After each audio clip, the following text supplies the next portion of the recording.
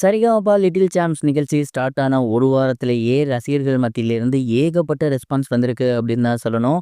ஏன்னா இந்த சீசன்ல முதல் வாரத்திலேயே அவ்வளவு குழந்தைகள் ரொம்ப சூப்பரா பாடியிருக்காங்க. எல்லாத்துக்கு பின்னாடியும் ஒரு மிகப்பெரிய பேக் ஸ்டோரி இருக்கு. ரசிகர்கள் கிட்ட ஈஸியா கனெக்ட் ஆகுற மாதிரி இருக்கு. அப்படி இருக்கக்கூடிய கண்டஸ்டன்ஸ்ல ஒருத்தர் தான் அபிஷேகா. இவங்க வந்து பாத்தீங்கன்னா ஸ்கூல் படிக்கிற பொண்ணு. கலை திருவிழாவின் மூலயமா இந்த ஒரு நிகழ்ச்சிக்குள்ள வந்திருக்காங்க. ரொம்ப சூப்பரா பெர்ஃபார்ம் பண்ணியிருக்காங்க. அவர பார்க்க எப்படி இருக்கு அப்படின்னா, கடந்த சீசன்ல யோகஸ்ரீ இருந்தாங்க இல்லையா? அவங்களும் வந்து கவர்மெண்ட் ஸ்கூல் பொண்ணு தான். ரொம்ப கஷ்டப்படக்கூடிய ஃபேமிலிலேருந்து வந்திருந்தாங்க. நாட்டுப்புற பாடல்கள் மூலியமா ரசிகர்கள் மத்தியில மிகப்பெரிய வரவேற்பு பெற்றிருந்தாங்க இல்லையா?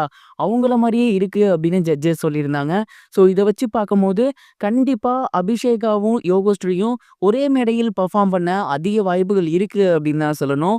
ஏன்னா இதற்கு முந்தைய சீசன்ல சீனியர்ஸ் இருந்துச்சு இல்லையா?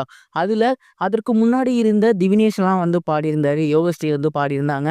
ஸோ அந்த வகையில பார்க்கும்போது இந்த சீசன்லயும் அவங்கலாம் வந்து பாட அதிக வாய்ப்புகள் இருக்கு. அப்படிங்கும் பட்சத்தில் கண்டிப்பா யோகஸ்ரீயும், அபிஷேகாவும் ஒண்ணா சேர்ந்து பாடுறதுக்கு ஏகப்பட்ட விஷயங்கள் இருக்கு அப்படின்னே சொல்லலாம். அதே நேரம் யோகஸ்ரீ வந்து ரொம்ப ரொம்ப மெச்சூர்டான ஒரு பொண்ணு. கண்டிப்பா அபிஷேகாவிற்கு ஏகப்பட்ட விஷயங்கள் சொல்லுவாங்க அப்படிங்கிறதுல சந்தேகமே கிடையாது. அதாவது எப்படி நாட்டுப்புற பாடலை எடுக்கலாம், என்ன மாதிரி பாடலாம், எந்தெந்த ரவுண்டுக்கு எப்படி சூஸ் பண்ணலாம், அந்த மாரி ஏகப்பட்ட விஷயங்கள கண்டிப்பா அபிஷேகாக்கு இருக்கு. அவங்க சொல்லிக் குடுப்பாங்க. இந்த ஒரு விஷயம் நடக்கிறதற்கு ரொம்ப காலம்லாம் இல்லவே இல்ல. கண்டிப்பா இந்த வாரம் ஒரு ஆடிஷன் ரவுண்ட் இருக்கு இல்லையா? இதற்கு அடுத்த வாரத்திலிருந்து ஒரிஜினல் ரவுண்ட் வந்து ஸ்டார்ட் ஆகிரும். அந்த டைம்லயே கூட அபிஷேகாவும், யோகஸ்ரீயும் ஒண்ணா சேர்ந்து பாட அநேக வாய்ப்புகள் இருக்கு அப்படிங்கிற மாரி தான் நான் நினைக்கிறேன்.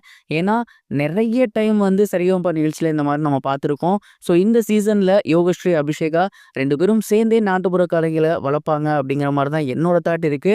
நீங்க இத பத்தி என்ன நினைக்கிறீங்க? உங்களோட தாட் என்ன? மறக்காம கமெண்ட் பாக்ஸ்ல ஷேர் பண்ணுங்க. இது ஒருபுறம் இருக்க, பிரபல இந்தி நடிகரான ஆமீர் கான் அவர்கள் ரீசென்ட்டா ஒரு இன்டர்வியூல ஸ்டார்ட்டிங்ல சினிமாக்கு வந்த புதுசுல தினமுமே நான் அழுதுருக்கேன் அப்படின்னு சொல்லியிருந்தது சோசியல் மீடியால ரொம்பவே வைரலா போய்க்கிட்டு இருக்கு. ஆமீர் கான் அவர்களோட முதல் படம் மிகப்பெரிய ஒரு வெற்றி பெற்று இருந்துச்சு. ஒரே நைட்ல ஸ்டார் ஆகிட்டாரு அப்படின்னு தான் சொல்லணும். ஆனா அதற்கு அடுத்தடுத்த படங்கள் அவருக்கு சரியா போகல. அண்ட் அந்த ஒரு டைம்ல தான் ஒரு ராசி இல்லாத நடிகர், ஒன் டைம் ஒண்டர் நடிகர் அப்படின்னு நெறைய பேர் வந்து முத்திரை குத்திருக்காங்க. ஒரு 2 வருஷத்துக்கு அவர் தினமுமே வீட்ல இருந்து அழுதுட்டு இருக்காராமா. அது மட்டும் இல்லாம இவ்வளோதான் நம்ம கரியர் ஓவர் அப்படின்னு நினைச்சிருக்காராமா. பட் அவரோட மனசுல ஒரு வில் பவர் இருந்திருக்கு. நல்ல கதைகள சூஸ் பண்ணுவோம், நல்லா நடிப்போம், கண்டிப்பா ரசிகர்களுக்கு நம்மள பிடிக்கும் அப்படிங்கிற மாரி தான் அவர் நினைச்சிருந்திருக்காரு. அதே மாரி தொடர்ந்து நல்ல கதைகளா கேட்டு அவருக்கு பிடித்தமான டைரக்டர்ஸ் அவர்ட்ட வர ஆரம்பிச்சிருக்காங்க. அதுக்கப்புறம் தான் ஆமீர் கான் ஒரு மிகப்பெரிய ஹீரோவா உருவெடுத்திருக்காரு.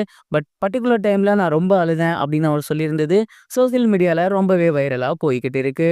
அடுத்ததாக லோகேஷ் கனகராஜ் கூட சேர்ந்து ஒரு படம் பண்ண போறேன் அப்படின்னு சொல்லியிருக்காரு. பொறுத்திருந்து பார்ப்போம்.